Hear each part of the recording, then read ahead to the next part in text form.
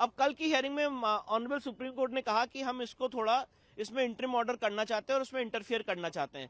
तो मेरा सबसे पहला कहना यह है कि सुप्रीम कोर्ट इस मामले की आर्टिकल 32 में डायरेक्ट सुनवाई नहीं कर सकता है, क्योंकि जब ऐसे ही मामले पहले सुप्रीम कोर्ट आए थे तो बोला गया था कि आप हाईकोर्ट जाइए। पिछले 7 साल से 120 याचिकाएं अलग अलग हाईकोर्ट में लंबित है और कोई इंटरिम ऑर्डर जब हमने वफ एक्ट 1995 को चुनौती दी थी तो नहीं किया गया है। तो ये एक बहुत ही रॉन्ग प्रेसिडेंट सेट करेगा, पॉइंट नंबर 1। पॉइंट नंबर 2, मैं आपको बताना चाहता हूं कि अभी दिल्ली में एक यमुना की रिवर बेड पे एक शिव मंदिर था, उसको तोड़ा गया और ये बोला गया कि भगवान शिव को हमारे प्रोटेक्शन की जरूरत नहीं है। मामला सुप्रीम कोर्ट आया, सुप्रीम कोर्ट ने भी उस ऑर्डर को अपहोल्ड किया।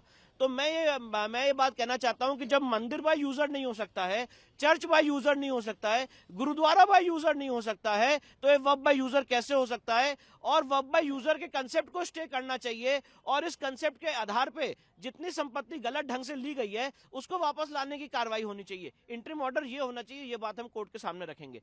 तीसरी सबसे महत्वपूर्ण बात यह है कि वफ एक्ट 1995 विद 2025 अमेंडमेंट, ये क्लैरिफिकेशन आना चाहिए कि ये नॉन मुस्लिम्स पे लागू नहीं होता है। मैं इस बात का समर्थन करता हूं कि नॉन मुस्लिम मेंबर्स को वफ बोर्ड और वफ काउंसिल से हटा दिया जाए, पर साथ में यह भी आना चाहिए कि वफ एक्ट 1995 या उसमें की गई कोई भी कार्रवाई नॉन मुस्लिम्स के ऊपर लागू नहीं होती है। आप तो पूरा जो एक्ट है 1995 का उसे ही खत्म करने की कोर्ट से मांग कर रहे हैं। मैंने पूरा एक्ट खत्म करने की मांग नहीं की है। उस एक्ट में अभी भी जो प्रोविजंस हैं, जो रह गए हैं, जो गलत हैं, उसको खत्म करने की मांग की। फॉर एग्जांपल श्यामलद्दा, जो विलेज गांव समाज की संपत्ति मानी जाती है, उसको अभी तक नहीं हटाया गया, उसको खत्म करने की मांग की है।